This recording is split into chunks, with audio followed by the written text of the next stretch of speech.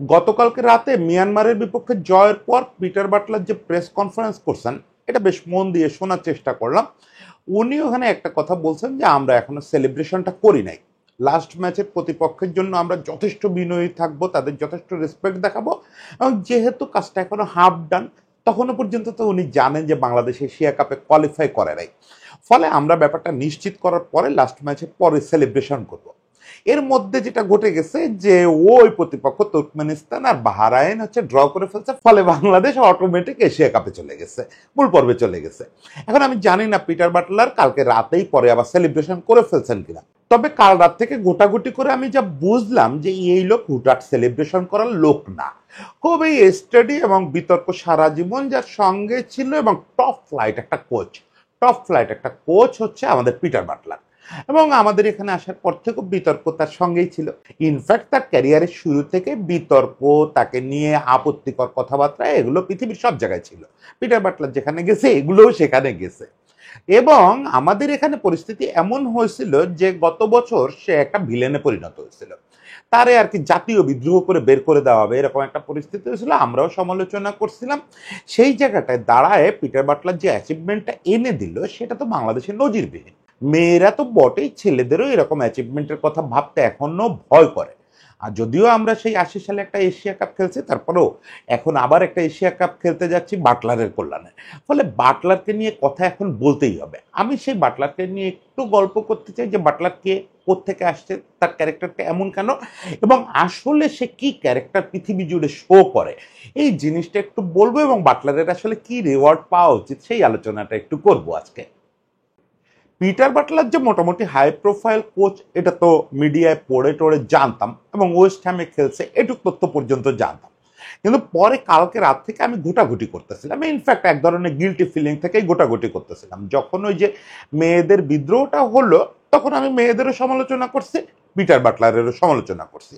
এবং যেসব পয়েন্টে পিটার বাটলারের সমালোচনা করছি ওগুলো আমি স্টিল মনে করি না যে আমি ভুল করছি, কারণ আমি নৈতিক কিছু জায়গায় সমালোচনা করছি, সেটা শেষ দিকে বলবো। কিন্তু আমার মনে হয়েছে যে ওই সময় আমরা আসলে বাটলারের ঘৃণাই করছি।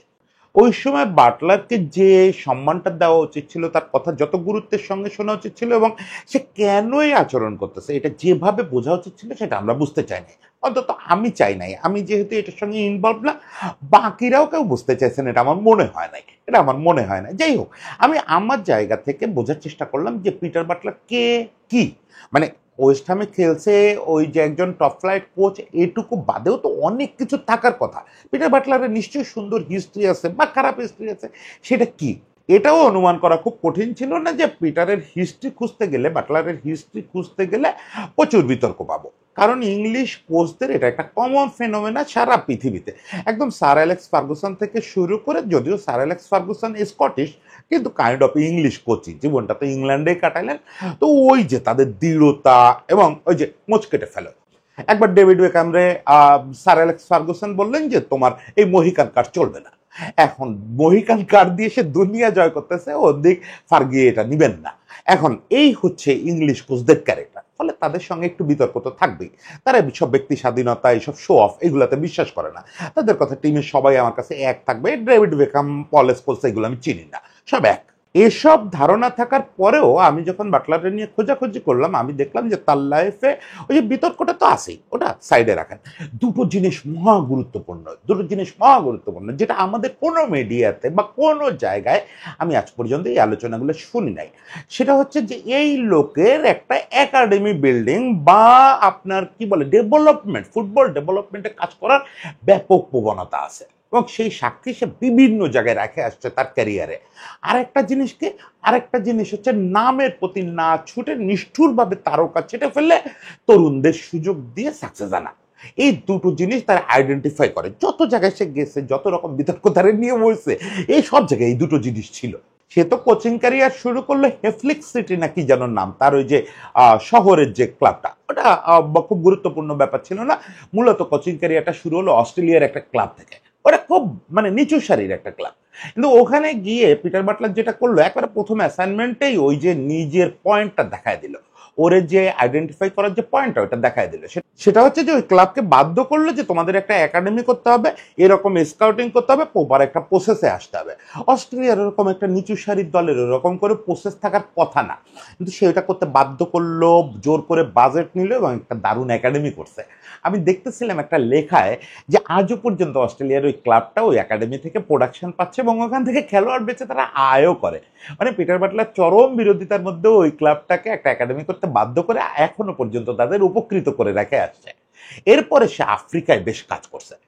বতসোয়ানা বলে আফ্রিকার ছোট্ট একটা দেশ আছে, আপনারা জানেন হয়তো, আকারে ছোট না, মানে খুব আন্ডারমাইন্ড একটা দেশ, দরিদ্র দেশ, আমাদের চেয়েও মনে হয় দরিদ্র দেশ। ফুটবল মানচিত্রেও তেমন কোনো অবস্থান নাই। এই দলটার হেড কোচ হিসাবে জয়েন করলো। যথারীতি ওই যে বিতর্ক, ও একটু এজড প্লেয়ারদের পছন্দ করে না, সো কল তারকা যারা বতসোয়ানায় বিরাট ব্যাপার তাদেরকেও দলে রাখতে চায় না, এইগুলো তো আছে। কিন্তু এই জায়গায় সে কাঠামো করার প্রতি খুব নজর দিল যে আমাদের এই একাডেমি করতে হবে, আমাদের এইভাবে পাইপলাইন করতে হবে, অমুক তমুক। এবং বতসোয়ানায় সে ভালো সময় কাটাইছে, 4 বছর সময় কাটাইছে। এবং বতসোয়ানা শুরুতে তো মহা বিপদে পড়ছিল। এই যে তার ড্যাম কেয়ার ভাব, তারকা মানি না, তারপরে এজড প্লেয়ার মানি না, তুমি 90 মিনিট জোরে খেলতে পারো কিনা, পূর্ণ উদ্যমে খেলতে পারো কিনা, সেটা হচ্ছে ম্যাটার। ওইসব নামটাম আমার কিছু যায় আসে না। দেখা গেছে বতসোয়ানায় এরকম ঘটনা ঘটছে যে ওই বছর লিগের সর্বোচ্চ স্কোরার, ওদের ন্যাশনাল হিরো, তারেও দলে রাখবে না। কেন? ও সর্বোচ্চ স্কোরার হয়েছে তো 20 মিনিট 25 মিনিট করে খেলে, আমি ওই সর্বোচ্চ স্কোরার দলে রাখবো না। আমার দরকার পুরো 90 মিনিট দৌড়াতে পারে এরকম স্ট্রাইকার। এটা করতে গিয়ে একদম ন্যাশনাল ভিলেন হয়েছে, ন্যাশনাল হিরোর এগেনস্টে দাঁড়াইছে না, কিন্তু সেই বতসোয়ানার রেজাল্ট এনে দিছে। হ্যাঁ, কোনো ট্রফি জিততে পারে নাই, কিন্তু আফকনে মোটামুটি ওই 3 বছরে বতসোয়ানা একটা ম্যাটার হয়ে গেছিল। তারা ধরেন সেনেগালের সঙ্গে মার্জিনাল গোলে হারতেছে, বা লাইবেরিয়া টিয়া 2-1 দলকে হারায় দিচ্ছে। মানে এমন একটা অবস্থা যে আফকনে একটা সময় বতসোয়ানা কোনো নামই ছিল না। মানে এই একটা সময় নেপালের যে অবস্থা ছিল ক্রিকেটে, তার চেয়েও খারাপ অবস্থা ছিল। সেই বতসোয়ানারে সে একটা ফ্যাক্টর করে তুললো। আমি বলতেছি না সেটারে বড় দল বানায় ফেলছে, তা না। ওই সময় আলোচ্য একটা শক্তিতে পরিণত হয়েছে যে হুটহাট করে যারে তারে হারায় দেয়। আপনি বলছেন সেনেগাল হচ্ছে ওখানকার পাওয়ার হাউস, সে সেনেগালরে হারাইতে ধরছিল, লাস্ট মোমেন্টে পেনাল্টি গোলে জিতে যায় সেনেগাল। বতসোয়ানা কেন ছাড়ছে সে 4 বছর কাজ করে, এটা আমি পরিষ্কার না, কোনো রিপোর্টে পরিষ্কার হইতে পারলাম না। কিছু বাংলাদেশি পত্রপত্রিকা দেখলাম বিতর্কের কারণে ছাড়ছে। যাই হোক, এটা আমি পরিষ্কার না, তা ছাড়তেই পারে, তার যে ক্যারিয়ার তাতে বিতর্ক হওয়ারই কথা। এরপর লাইবেরিয়াতে গেল, লাইবেরিয়াতে একই অবস্থা। লাইবেরিয়া কিন্তু বড় দল। লাইবেরিয়া আপনার জানেন যে জর্জ উইয়ার দেশ, জর্জ উইয়া ওখানকার খেলোয়াড়, লিজেন্ডারি প্লেয়ার। লাইবেরিয়া হয়তো সবাই তো জর্জ উইয়া ক্যাটাগরির না, ফলে যে খুব ভুবনজয়ী দল তা না। লাইবেরিয়াতে গিয়ে বিরাট বিতর্কের মুখে পড়লো এবং বেশি দিন টিকতে পারলো না, কারণ ওদের ওখানে ফুটবলের স্ট্রাকচার তো আমাদের এখানের থেকে অনেক বেশি স্বৈরতান্ত্রিক এবং অথরিটি পূর্ণ। ফলে তারা যেটা করলো, তারা এগুলো মেনে নিল না, তাদের সুপারস্টারদেরও বাদ দিয়ে স্কোয়াড করে ফেলছে। এবং স্কোয়াডের বেশিরভাগ খেলোয়াড়ের বয়স হচ্ছে 18, 19, 20, মানে আন্ডার-23 টিমটারই অলমোস্ট ন্যাশনাল টিম বানায় ফেলছে। এরপর সে সাউথ আফ্রিকা প্রিমিয়ার লিগের একটা দলে কাজ করছে, দলটার নাম ভুলে গেছে। সাউথ আফ্রিকা প্রিমিয়ার লিগ ব্যাপারটা কিন্তু বাংলাদেশের চেয়ে অনেক অনেক উপরে। সাউথ আফ্রিকা একসময় রেগুলার বিশ্বকাপ খেলতো, ওরকম একটা দেশের প্রিমিয়ার লিগের একটা দলের দায়িত্ব পালন করা বড় ব্যাপার। সেখানেও সে কাঠামোগত প্রচুর কাজ করছে, ওই যে একাডেমি করা, ওই যে ডেভেলপমেন্টে কাজ করা। ওই দিন আমি বলতেছিলাম না যে টেকনিক্যাল ডিরেক্টরের কাজ কি, তো আমার বাটলারের কর্মকাণ্ড ফলো করে মনে হচ্ছে যে এই লোক আসলে টেকনিক্যাল ডিরেক্টর হওয়ার জন্যই জন্মছে। কারণ যে জায়গায় যায় সে যত না কোচিং করে তার চেয়ে বেশি সব টেকনিক্যাল কাজ করে, মানে দলের ডেভেলপমেন্ট প্রসেস, দেশের জন্য একটা স্ট্রাকচার তৈরি করা, এইগুলাতে খুব মাথা ঘামায়। এরপর আমাদের এলাকায় চলে আসলো, এখানে এসেও সে ওই যে তেলেঙ্গানা নাকি ক্লাবটার কোচ ছিল, ওই ক্লাবের কোচ হিসাবে কিন্তু কয়েকটা সিনিয়র খেলোয়াড়ের একদম খবর বানায় ফেলা দিচ্ছে। মানে ওই সিনিয়র খেলোয়াড়গুলোর নিয়ে এসে অভিযোগ তুললো যে তারা ইচ্ছা করে ম্যাচ হারে। নানা রকম অভিযোগ ছিল, সেগুলো প্রুভ হয় নাই, কিন্তু যে অবস্থান সে নিছিল তার কথা হচ্ছে যে সোজাসুজি দলের জন্য খেলতে হবে। তোমার যদি স্বেচ্ছার কোনো ভুল বা অলসতা এটার কারণে দল সাফার করে, আমি কোনো স্টার দেখি না। এটা করতে গিয়ে সব ভয়াবহ বিতর্কিত হয়েছে। আপনি ওরে নিয়ে সার্চ দিলে দেখবেন যে যে বিতর্কগুলো আসতেছে, শুধু বিতর্ক হেডিং দেখে পিছিয়ে আসেন না যে বিতর্ক, কিন্তু ভেতরে ঢুকে দেখেন ও সবসময় ফুটবলের পক্ষে অবস্থান নিচ্ছে, কোনো ব্যক্তি স্বার্থ নাই, কোনো ব্যক্তি স্বার্থে কারো গালাগালি করছে এটা দেখি নাই, কোথাও ব্যক্তিগত ইয়ে নাই। শুধুমাত্র যখন লাইবেরিয়াতে তখন এক সাংবাদিক অভিযোগ করছে যে ও বর্ণবাদী ছিল, সেটার পক্ষে কোনো সুনির্দিষ্ট প্রমাণ নাই। এছাড়া সব জায়গায় তার ফাইটটা ফুটবল নিয়ে, আমাদের এখানেও কিন্তু ফাইটটা তাই হলো, ফুটবল নিয়ে হলো। এখন কথা হচ্ছে যে আবার সেই কথা বলি যে সে আমার চরমতম বিরোধী মনোভাবাপন্ন, তার ফিলোসফি আমি পছন্দ করি না। এই যে খেলোয়াড়দের আটকায় রাখা, খেলোয়াড়দের টিকটক করতে না দেওয়া, খেলোয়াড়দের একটু রিলস বানাইতে না দেওয়া, আমি এই কোচিংয়ে বিশ্বাস করি না। মানে আমি তো কোচ না, আমার বিশ্বাস করা না করায় কি আছে, আমি এটা পছন্দ করি না। আমি কোচিং বলতে বুঝি যে পেপ বা এরা যেটা করে যে মোর রিল্যাক্স, শুধু নষ্ট হয়ে না গেলেই হলো, খেলোয়াড়রা নষ্ট না হইলে হলো, কিন্তু এত বেশি গার্ডিয়ানশিপের দরকার নাই। আবার ধরেন প্রচন্ড অথরিটি ওর বিরোধিতা করে বিদ্রোহ করছে, ও সোজাসুজি বলে দিচ্ছে এটা আমার টিম না, এটা ওদের পছন্দের নামছে। এই জাতীয় অ্যাটিটিউড আমি কোচের কাছ থেকে পছন্দ করি না।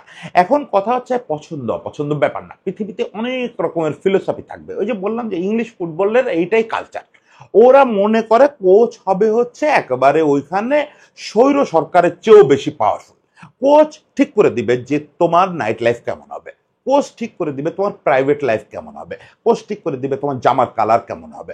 শুধু মাঠের খেলা না, ইচ অ্যান্ড এভরিথিং কোচ ঠিক করে দেবে। কোচের সিদ্ধান্তের বাইরে, কোচের মতের বাইরে কিচ্ছু হবে না। এটা হচ্ছে ওদের বিশ্বাস, এবং এভাবেই ওরা যুগের পর যুগ ফুটবল খেলে আসতেছে। ফলে এটা খুব এস্টাবলিশ একটা ফিলোসফি। এটা আপনি পছন্দ করতে পারেন না পারেন, কিচ্ছু যায় আসে না। আমি যেমন পছন্দ করি না, কিচ্ছু যায় আসে না, তাতে এই ফিলোসফি পৃথিবী থেকে উঠে যাবে না। আমরা দেখব শেষ পর্যন্ত এন্ড রেজাল্টটা কি আসছে। এন্ড রেজাল্টটা বাটলারের পক্ষে আসছে। সে যখন বিদ্রোহটা সামাল দিল, যে নিষ্ঠুর উপায়ে সামাল দিল, প্রথমত যতজন বিদ্রোহ করছে সবাই রেছে দলের বাইরে রাখছে। এই ঋতুপর্ণা তহুরারাও তখন দলের বাইরে চলে গেছিল, মনিকা চাকমাইরা সবাই দলের বাইরে চলে গেছিল, তারাও বিদ্রোহে যোগ দিচ্ছে। যখন তারা নমনীয় হয়েছে, পুরো গ্রুপ ধরে বলছে যে না আমরা আবার ন্যাশনাল টিমে যোগ দিব, তখন কিন্তু সে গণহারে সবাই আর ঢুকায় নাই। সে তখন কিন্তু এটার একটা চান্স হিসাবে নিছে। সে তো শুরু থেকে এটা বলে আসতেছে যে আমার 90 মিনিট দৌড়ানো প্লেয়ার লাগবে, আমার শৃঙ্খলা মানা প্লেয়ার লাগবে, আমার একদম প্রয়োজনীয় প্লেয়ার লাগবে। ফলে যেটা হয়েছে যে আমাদের ওই বিদ্রোহ করা খেলোয়াড়দের ভিতরে আমাদের কয়েকজন লিজেন্ড খেলোয়াড় ছিল, যারা একটা সময় বাংলাদেশকে প্রচুর গৌরবের উপলক্ষে এনে দিছে। এখন ওইখানে যদি আমি হইতাম, আমি ওই কৃতজ্ঞতার স্বার্থে হলো তার 23 জনের দলে রাখতাম। আমি নাম বলতেছি না এই মেয়েদের কারণ, কিন্তু সে ওই যে ভয়ানক ডিসিপ্লিন এবং ভয়ানক নিষ্ঠুরতা দেখাচ্ছে, ওই তারকাদের ছেটে ফেলছে। ওই তারকাদের কিন্তু তার দলে আর রাখে নাই। কিন্তু যাদের প্রয়োজনীয় সেই মনিকা বা এই যে ঋতুপর্ণা তহুরা, এদের কিন্তু আবার ঠিক নিয়ে নিছে।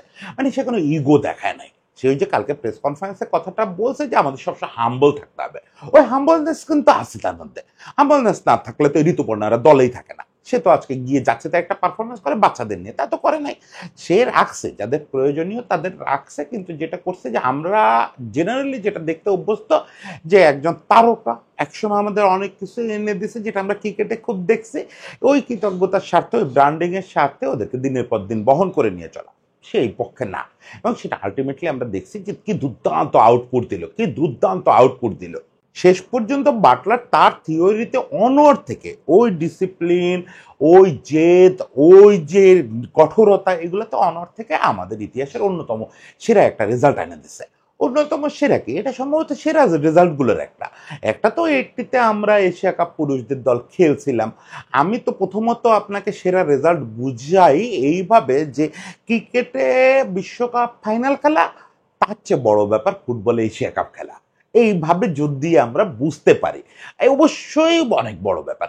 এখন সেই জিনিস 80-তে আমরা যখন করছি, এখন অনেক তর্ক বিতর্ক এ নিয়ে করা যেতে পারে, কিন্তু রিয়েলিটি হচ্ছে 80 ফুটবল আর 2025 সালের ফুটবল পৃথিবীতে এক না। এটা আকাশ পাতাল বদলা গেছে, আমাদের এশিয়ার কাঠামো বিশেষত আকাশ পাতাল বদলা গেছে। মানে 80-তে আমাদের এশিয়ার যে গ্লোবাল বড় দলগুলো, সেই বড় দলগুলো গ্লোবালি যত বড় ছিল, এখন তার চেয়ে অনেক বড় ব্যাপার, অনেক বড় ব্যাপার। এখন এশিয়ার জায়ান্ট মানে ওয়ার্ল্ড ওয়াইড তারা মিডিওকর দল, সে সময় তা ছিল না। সে সময় এশিয়ার জায়ান্ট ওয়ার্ল্ড ওয়াইড একদম তলানিতে থাকা দল। ফলে 80-তে এশিয়া কাপ খেলাকে আমি ছোট করতেছি না, তার চেয়ে আমার মনে হয় এখন এশিয়া কাপ খেলাটা গুরুত্বপূর্ণ। সেটা আমাদের ছেলেদের দল পারবে কিনা এবছর বোঝা যাবে, বা পরে চান্স নিবে হয়তো তারা, তার আগে মেয়েদের দিয়ে বাটলার সেটা করে ফেলছে।